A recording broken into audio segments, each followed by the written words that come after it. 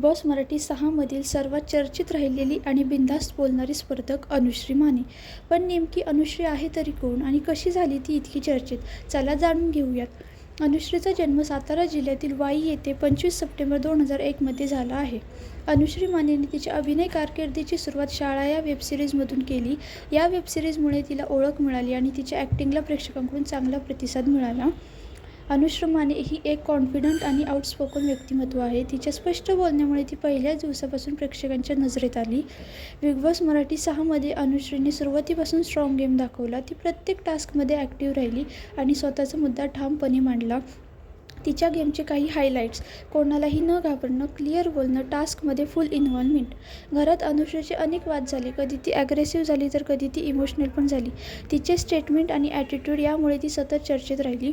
अनुश्री ही एक स्ट्रॉंग आणि इंडिपेंडेंट आहे. ती जे वाटतं ते थेट बोलते. त्यामुळे काही लोकांना ती आवडते तर काहींना तिचा ॲटिट्यूड आवडत नाही. सध्या अनुश्रीला चांगला फॅन सपोर्ट मिळत आहे. ती फायनलमध्ये स्ट्रॉंग कंटेंडर मानली जाते. तर अनुश्री माने बिग बॉस मराठी 6ची विनर होणार का? तुमचं मत कमेंट करून नक्की सांगा.